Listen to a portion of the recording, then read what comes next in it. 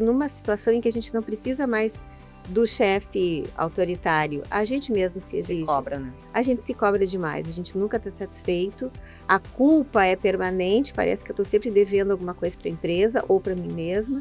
Suicídio laboral é o ponto mais extremo desse sofrimento e desse adoecimento. Mas a gente teve aumentos, por exemplo, nos últimos 2 anos, quase 500% de aumento em afastamentos por conta de transtornos mentais. Essa geração que está aí vem para nos ensinar isso. Vivam com qualidade. Não aceitem a saúde mental de você ser colocada de lado em troca de qualquer carreira de sucesso. Esse é o recado deles.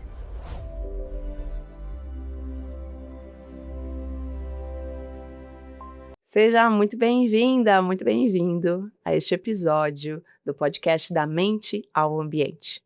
Eu sou Priscila Benck, arquiteta, especialista em ambientes corporativos e também em neurociência e comportamento. E nesses últimos anos eu tenho atuado não só enquanto arquiteta, mas também como consultora de empresas e mentora de profissionais que buscam se desenvolver a partir do método da mente ao ambiente, que inclusive é o nome deste podcast. Eu acredito muito que a nossa mente está diretamente conectada com tudo ao nosso redor, com o ambiente, com as pessoas, com as nossas relações. E é por isso que nesse podcast a gente tem como objetivo conectar diversas áreas. A gente fala aqui sobre neurociência, sobre psicologia, sobre saúde mental, sobre ser humano e também sobre ambiente, sobre decoração, sobre arquitetura, conectando todas essas áreas para a gente entender com mais profundidade como que acontece o impacto do ambiente físico no comportamento humano. E nessa temporada em especial, o tema que a gente está abordando tem relação com saúde mental, aliás, um tema urgente de se falar sobre humanização dentro das organizações. E esse episódio em especial, a gente vai entrar com muita profundidade na temática, também envolvendo a parte da atualização da NR1. Então vamos falar um pouquinho também sobre normas que têm gerado aí diversas discussões no nosso país. Para a gente se aprofundar, então, aqui no assunto, é uma grande alegria receber no nosso estúdio Lúcia Sebem. A Lúcia é psicóloga, consultora, palestrante, professora e escritora com uma trajetória muito relevante na área da saúde mental e segurança do trabalho. Ela é pioneira no Brasil em metodologia para avaliação psicossocial e gestão dos riscos psicossociais. Seu trabalho conecta psicologia, gestão organizacional e segurança do trabalho, trazendo uma visão extremamente importante para o momento atual, em que as organizações precisam olhar com mais profundidade para a relação entre trabalho, saúde mental e qualidade de vida. Lúcia, seja muito bem-vinda aqui a este podcast. Prazer estar aqui. É uma alegria enorme, porque a gente se conheceu justamente num evento, num ambiente, né, de discussões sobre estresse, sobre saúde mental. Verdade. E logo que eu tive a oportunidade de assistir, então, a palestra da Lúcia, me chamou muita atenção a tua abordagem. Sim. E foi ali que criou essa conexão, então é um privilégio de ter aqui hoje. Obrigada por estar Imagina, aqui. querida, é um prazer meu estar aqui e contribuir com o teu podcast. E com os interesses, né, com as pessoas que estão realmente focadas nesse assunto.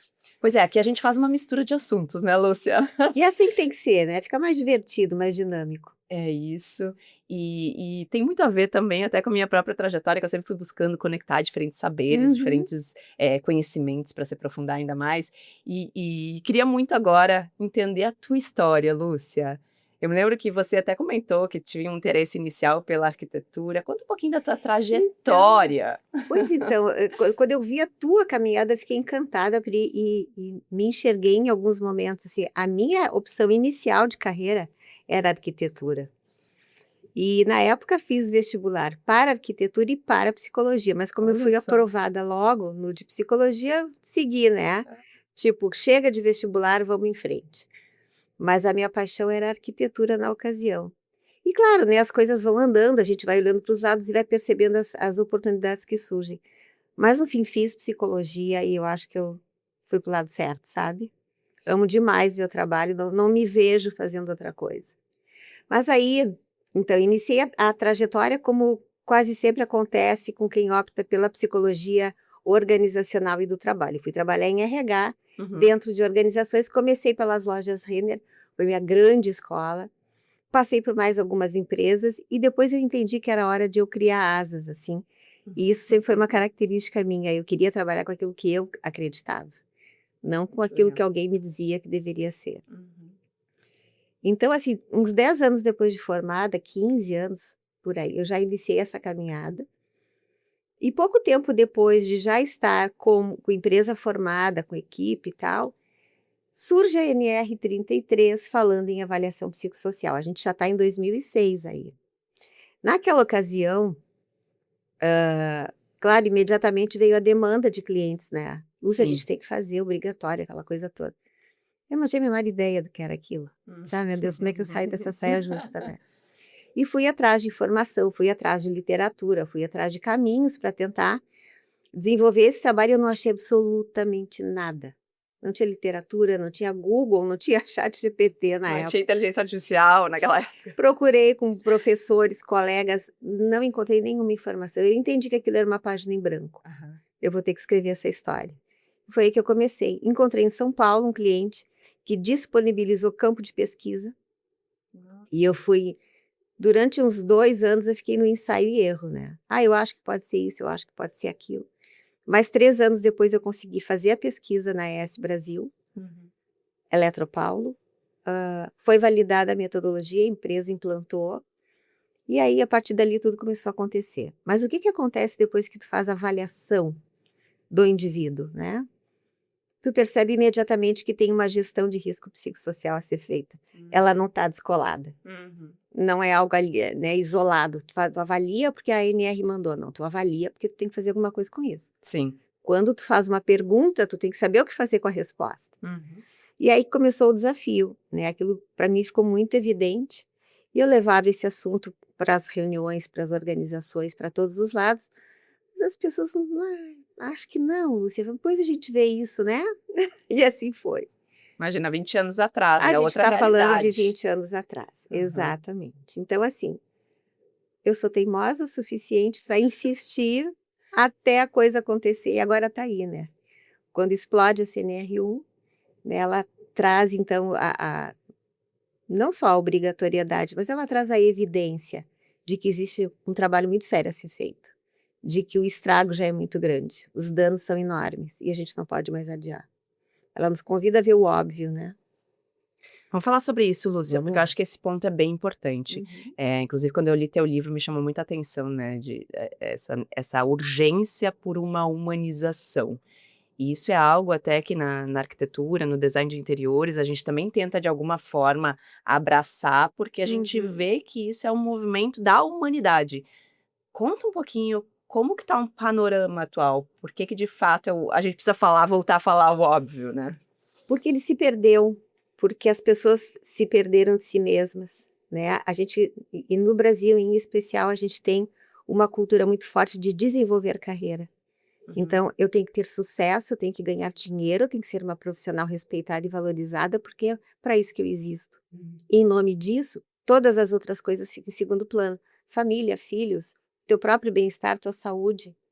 O tempo passa e as pessoas percebem que aquilo não sustenta, não é suficiente. Então a gente foi, o Churran fala muito bem sobre isso na Sociedade do Cansaço, né? A gente foi ensinado a trabalhar na exaustão, a viver correndo atrás, sempre querendo mais e sempre achando que deve mais. E hoje a gente vive numa situação em que a gente não precisa mais do chefe autoritário, a gente mesmo se exige. Se cobra, né? A gente se cobra demais, a gente nunca está satisfeito, a culpa é permanente, parece que eu estou sempre devendo alguma coisa para a empresa ou para mim mesma. Então isso te coloca numa aceleração, te coloca numa condição de vida em que tu te perde do essencial. Então o resgate do óbvio é justamente isso, né? É óbvio que eu preciso cuidar da minha saúde. É óbvio que essa aceleração e que essa forma de viver não é sustentável para as empresas, nem para o indivíduo e nem para a sociedade. É óbvio que eu preciso ter mais respeito por mim mesma e a empresa tem que respeitar isso também. É óbvio que eu tenho limites e que esses limites precisam ser observados. Então, esse óbvio, a NR1 nos convida a olhar de perto, para que a gente torne a nossa sociedade, as nossas organizações humanamente sustentáveis e não ambientes de adoecimento. Exatamente. Tu achas que isso pode ter a ver também com as próprias gerações? Porque eu percebo, e eu na minha própria vivência, assim, vi vi muito meu pai e minha mãe sempre trabalhando muito, né? Eu tive até pouco tempo atrás, até eu também me despertar uma visão de que sucesso era, e na arquitetura isso é muito forte, é virar noite, é ter Sim, estresse, existe parece sim. toda essa crença coletiva sobre isso, né? É, será que essa geração que tá vindo diferente? Tu percebe alguma coisa entre gerações? Isso é maravilhoso, Pri, porque essa geração que está aí, que já ganhou tantos apelidos, né, que eu nem vou me Uhum. atrever a chegar nisso, mas essa geração que está aí, ela me encanta porque ela está esfregando no nosso nariz todos os erros que a gente cometeu. Essa geração não admite viver sem qualidade de vida, viver sem saúde mental. Eles soltam a empresa, soltam o emprego, largam tudo, se tiver que ir para um outro ambiente onde eles percebam essa necessidade respeitada. Então eles não ficam numa empresa em que não existe qualidade de vida. E o que as empresas têm para oferecer hoje? Estresse, Pois é. mais trabalho, horas extras, sobrecarga, pressão, cobrança. Essa geração não admite isso. Uhum. Eles são filhos dos workaholics. Uhum. Eu cresci, vivi, né, tive meus filhos trabalhando sábado e domingo com eles sentados no chão brincando do meu lado, porque eu estava em nome da carreira, eu vivia em nome da carreira. Se Uhum. eu soubesse aos meus 25, 30 anos o que eu sei hoje, certamente faria diferente. Essa geração que está aí vem para nos ensinar isso. Vivam com qualidade. Não aceitem a saúde mental de você ser colocada de lado em troca de qualquer carreira de sucesso. Esse é o recado deles. E eu acho que esse ponto ele é importante quando a gente pensa no nível mais organizacional, né, o quanto que a empresa nesse momento, se ela quer reter um colaborador dessa geração, de alguma forma ela vai ter que mudar, né, para assim como e eu queria muito que a gente entrasse agora nesse ponto de normas, porque a gente até estava falando aqui antes de iniciar a gravação, o quanto que às vezes, talvez ter uma norma, uma mudança de norma, talvez pode empurrar algo que já deveria estar acontecendo, Uhum, mas que uhum. né, pode ser uma forma de incentivo, algo. É. Vamos falar um pouquinho sobre isso, porque se as empresas não mudarem, talvez quem vai continuar trabalhando nesse Elas momento, não né? têm escolha. Uhum. Mudar hoje não é mais uma escolha, não é mais uma opção. A mudança já está acontecendo. A diferença é a escolha que pode ser feita é se eu quero que essa transformação aconteça conduzida por mim ou ao acaso. Se eu deixar a vida me levar, né, onde vai parar? Então deixa eu conduzir essa transformação para algo sustentável. Então, o que as empresas hoje já estão se dando conta é da necessidade de resgatar a sustentabilidade humana. Uhum. Elas precisam ser ambientes produtivos, se ela, enquanto negócio, quiser continuar viva no mercado. Ou ela não vai conseguir. Trabalho não deve ser um ambiente de adoecimento. Deve ser um ambiente de realização, de prazer, de troca, de aprendizado. Então é isso que a gente precisa conseguir recobrar. Esse ambiente, essa condição. E o que a NR1 está fazendo é esse convite, por bem ou por mal. Se não vem pela consciência, que venha pela obediência. Muito melhor quando é pela consciência, porque assim se torna prazeroso, se torna um processo conduzido pelo teu entendimento, pelo teu sentimento, né? E não porque alguém me mandou. E uma consciência que você fala, a nível de próprio desenvolvimento de consciência ou por ter passado por alguma dor muito forte, Então, que é o que a gente também estava conversando, né, que muitas pois vezes é. uma ampliação de consciência, ela também exige um momento negativo. Infelizmente, o ser humano aprende muito mais pela dor. Infelizmente, né? A gente tem que reconhecer isso. Não é uma coisa que me agrade dizer, Uhum. mas é preciso reconhecer. Muitas empresas que hoje estão cuidando de saúde mental passaram por situações muito complicadas, assim, muito difíceis e se depararam com uma realidade que talvez ela nem soubesse que existisse. A gente hoje vê falar com uma certa frequência sobre suicídio laboral, Nossa. uma coisa inaceitável. Eu tenho mais de 30 anos de carreira, Pri, e eu comecei a ouvir falar sobre isso de poucos anos para cá. Nos meus bons tempos de RH, Uhum. isso não era nem cogitado. Uhum. Então a gente evoluiu tanto que a gente chegou a esse ponto. E por suicídio laboral, se entenda quando uma pessoa tenta contra a própria vida por causa do trabalho ou no ambiente de trabalho. Sim. Então, não é algo que a gente possa permitir que siga acontecendo. Infelizmente, muitas empresas se acordam, despertam para essa consciência depois de alguma situação muito impactante. E talvez, então, a partir dessas situações que, eu queria até te ouvir um pouquinho pela tua trajetória, isso está se tornando, então, mais repetitivo nesses últimos anos ou está se tornando Sim, mais sim. Ainda que seja subnotificado, porque obviamente as É. empresas não querem que isso seja revelado, publicado, Uhum. mas sim, está mais frequente. E por isso, então, que vem uma atualização dessa da NR1, eu queria trazer um pouquinho de esclarecimento, Por porque isso tanto está se também, falando, né, sobre claro, NR1. é o conjunto da obra, e Sim. suicídio laboral é o ponto mais extremo desse sofrimento e desse adoecimento.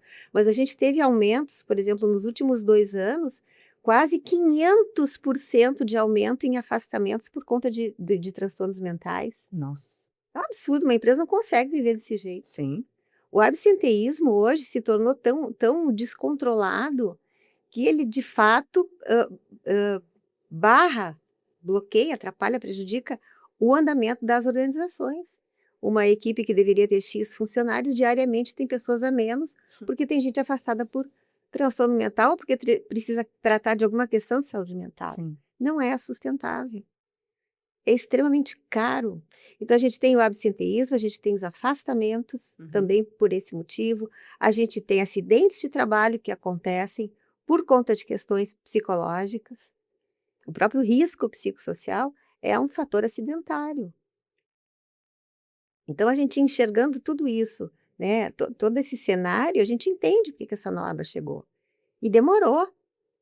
Gente, isso já tinha que ter acontecido há muito tempo.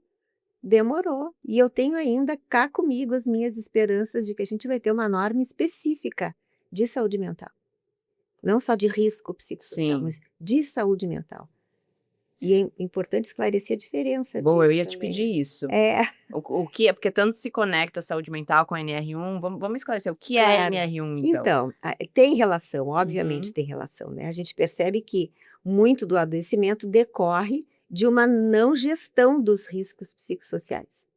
Então, assim, se cria um ambiente adoecedor, um ambiente tóxico, que impacta sobre o bem-estar das pessoas, elas gradualmente vão, adoecendo sem se dar conta, até porque hoje a gente vive uma realidade de um estresse banalizado.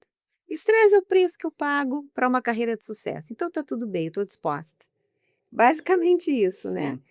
Então existe todo um adoecimento por conta disso, hã, e aí surge a necessidade da NR, mas enfim, é diferente, porque quando eu falo em gestão de risco psicossocial, eu estou falando de ambiente. O risco psicossocial, o que que é risco psicossocial? É tudo aquilo que decorre do ambiente e que tem potencial de impactar na saúde mental do trabalhador. Então, assim, é uma sobrecarga, é uma pressão, é um assédio, é enfim, pressões, cobranças, é um conflito entre trabalho e família que eu não consigo equilibrar. Uhum. Então, tudo isso vai contribuindo e as pessoas vão adoecer. Então, a gestão de saúde de risco psicossocial olha para o ambiente, o Tá. quanto ele produz esses fatores de risco, Uhum. que impactam em qualquer um de nós. Uhum. Gestão de saúde mental é quando eu vou olhar o indivíduo e eu percebo o quanto ele já adoeceu e o que tem que ser feito sobre isso. Aí eu inicio a gestão de saúde mental. Então, eu começo com a gestão de risco psicossocial olhando para o ambiente, percebo o quanto ele está impactando, e aí eu passo a olhar para as pessoas. Quando eu faço gestão de risco psicossocial, eu olho o ambiente. Quando eu faço gestão de saúde mental, eu olho pessoas. Perfeito. Gestão de risco psicossocial tem por objetivo cuidar da saúde? Sim, mas eu tenho que primeiro olhar para o ambiente. Uhum. Se eu achar que fazer uma campanha de saúde mental representa fazer gestão de risco psicossocial, eu estou bem enganada, eu não entendi nada. Perfeito.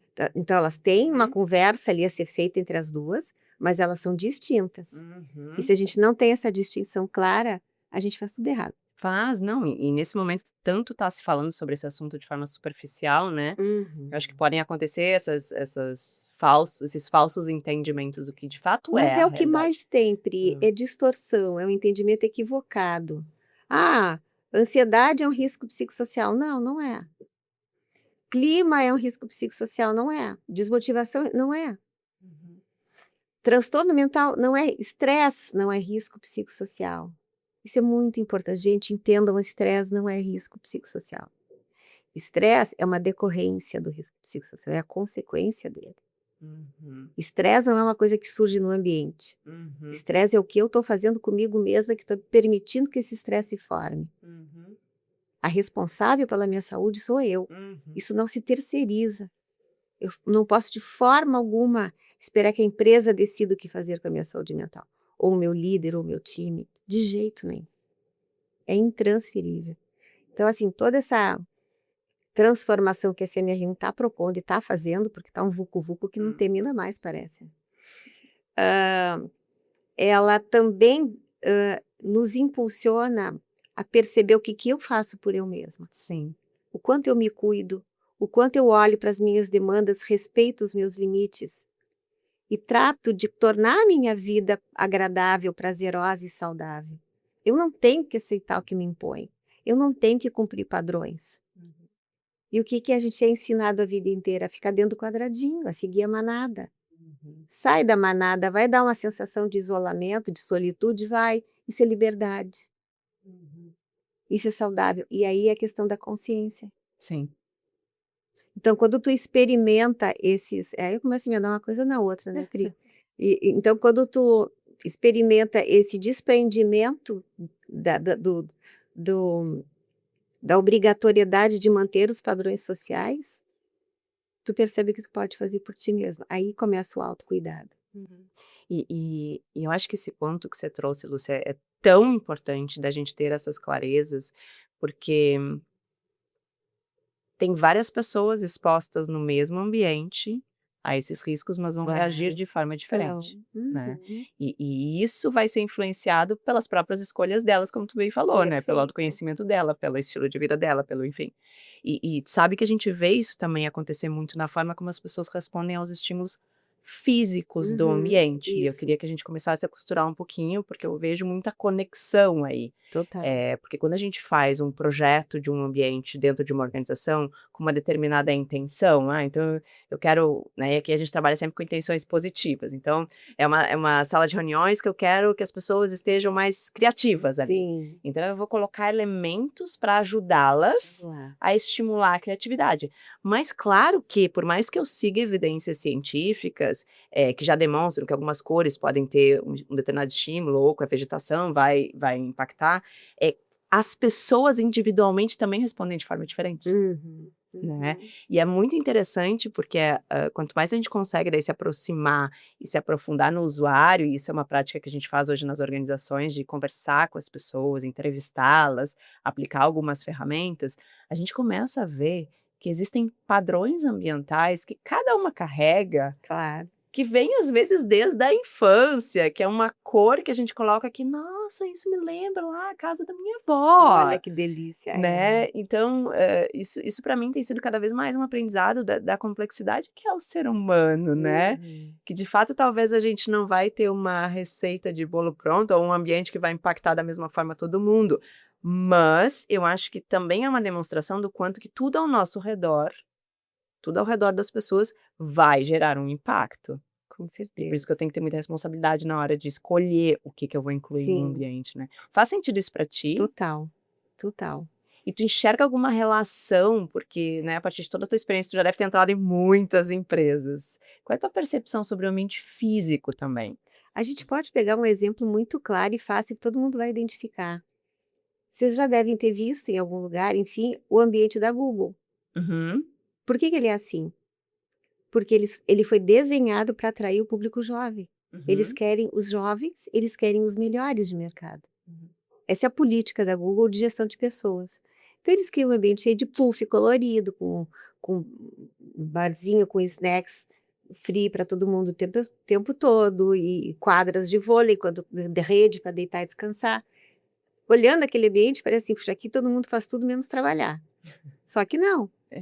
Graças a isso, a Google é a Google. Trabalha muito, Né? Então, assim, tem tudo a ver, Pri, porque o ambiente ele pode me parecer extremamente opressor e me causar mal-estar. E eu estou me lembrando de um ambiente que eu trabalhei em uma época que não tinha janela. Era uma sala toda fechada, porque tinha equipamentos guardados lá num canto, que não podia, tinha que ser climatizado. Uhum. Então, eu passava o dia num lugar fechado, sem janela, não sabia se tinha sol, se estava chovendo, se era dia, se era noite. Então, assim, para mim, né, ambiente onde eu possa enxergar céu, né, é mais que natureza, sabe, é céu, eu gosto de enxergar o céu. Para mim faz toda a diferença. E isso interfere na minha resposta hormonal, Sim, né. E aí muito. uma coisa vai levando a outra, e aí a gente entende por que que algumas pessoas em alguns ambientes se sentem tão, máquina funcionando e não pessoas trabalhando, Uhum. né. Então a gente é importante esse sentimento de que aqui onde eu desenvolvo meu trabalho, eu tenho a minha demanda emocional, bem observada, bem atendida, né. Eu tenho necessidades de bem-estar e isso passa pelo ambiente, Uhum. passa por como eu me sinto naquele determinado ambiente, então faz sentido sim. A gente precisa pesquisar sobre isso, né. Uhum. Não é só sobre risco, o quanto aquele ambiente acarreta em riscos, mas é o quanto aquele ambiente me tira o bem-estar, me tira a leveza, né. Não é só ele ser climatizado ou ser seja lá o que for. Tem que ter elementos que me traga gatilhos de bem-estar. Perfeito. Nossa, essa tua fala eu acho que conecta muito, inclusive, com tudo que eu acredito, sabe, Lúcia, porque se for para eu fazer um ambiente, a gente tem muitas normas que a gente também cumpre, né, NBRs, as próprias Sim, NR17 é uma sim, que numa organização a gente olha claro, muito, para criar um ambiente seguro para as pessoas, claro. mas eu entendo que o ambiente físico, além de garantir que a pessoa não adoeça, e aí entra muito, né, para que o ambiente físico não gere nenhum tipo de risco também, mas por que que ele não pode ajudar a promover saúde?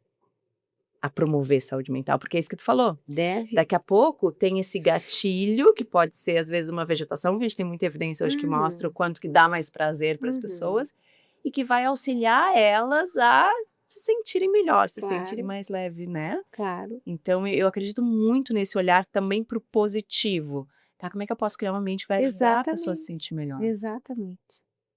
E isso é prevenção de saúde mental, isso é Perfeito. prevenção de risco psicossocial.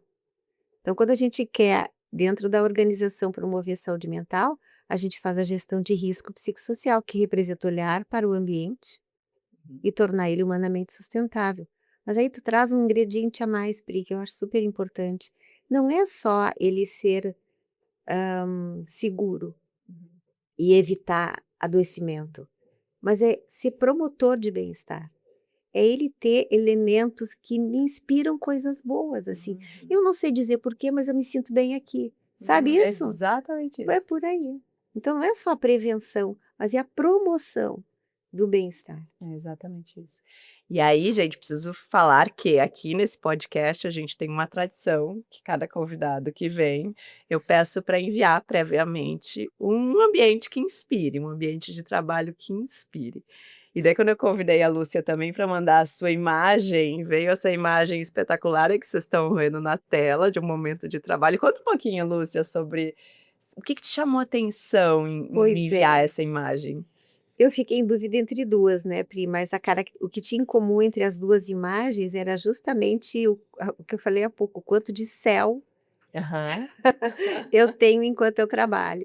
Então assim, eu tenho meu home office, né, eu tenho mas eu na verdade eu ando muito por aí, né, eu não fico tão, fixa num único ambiente, mas quando eu preciso ficar fixa num único ambiente, porque eu tenho alguma coisa para escrever e eu vou demorar um tempo maior, eu procuro o céu. Eu Uhum. quero janela, eu quero o sol entrando, eu quero saber o que está acontecendo na rua, mas eu quero também,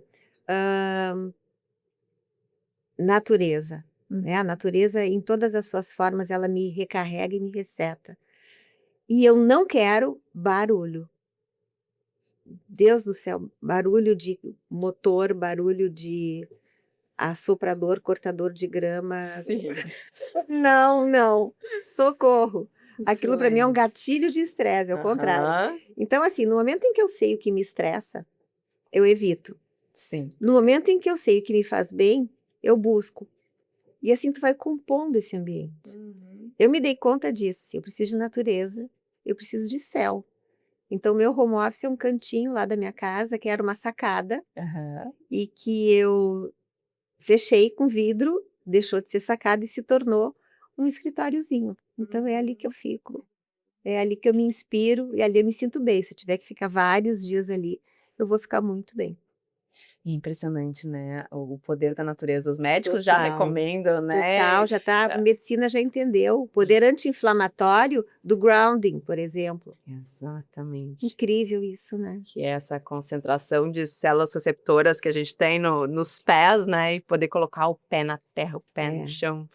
É bom demais. E é muito legal a gente entender isso, que isso é algo, na verdade, muito primitivo do ser humano, a gente se desenvolveu na natureza, né. Então é Uhum. por isso que a gente também Claro, dali traz a gente muito é essa parte memória. dela. A gente é A gente a é um só, natureza. a gente é a natureza. A gente é a natureza. Então traz esse sentimento de integração, ou de reintegração. Se a gente estava desconectada, a gente se conecta de novo. Então trabalhar na natureza ou com a natureza em volta, assim, por perto, para mim é um gatilho de bem-estar e muito inspirador.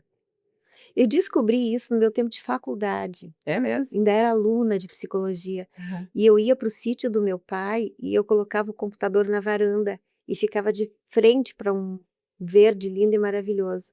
E eu levava, naquela época eu levava computador, coisa nenhuma, era máquina de escrever, confessa, Lúcia, confessa. E eu me sentava ali e eu fazia todos os trabalhos da faculdade, que eu estava atrasada, trabalhos longos, eu produzia 300 vezes mais do que se eu estivesse em casa. Olha só. Então, naquela época, eu já fui percebendo, assim, que isso fazia diferença para mim. Aham. É, e é isso que eu costumo falar, né, quando a gente se dá conta disso, a gente começa a enxergar o ambiente também como uma ferramenta, né, para que a gente possa intencionalmente, se tem essa liberdade de escolher os espaços aonde você quer trabalhar, onde você pode trabalhar, que esses estímulos também te ajudem a produzir melhor, a se sentir melhor.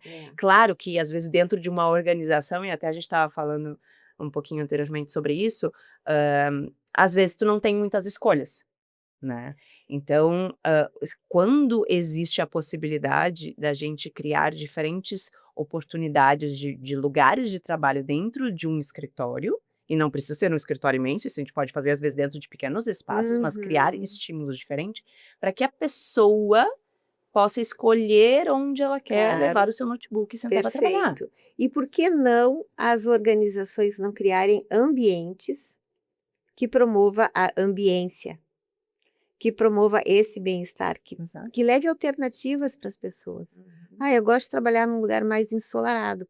Vai lá. O Instituto Caldeira aqui em Porto Alegre é muito Uhum. legal. É muito legal. E Eles têm lá aqueles espaços assim, que tu vai para a rua, para o jardim ali no meio. É muito bom, sabe. Então, assim, é bacana ter essa sensibilidade, isso, né, as organizações deveriam se dar conta, que promova a entrega é qualificada, as pessoas produzem mais, Uhum. elas produzem melhor, elas produzem com mais prazer, e obviamente que o resultado melhora. É de novo como começamos esse podcast, o óbvio que precisa ser dito É o também, óbvio né. que precisa ser dito e resgatado.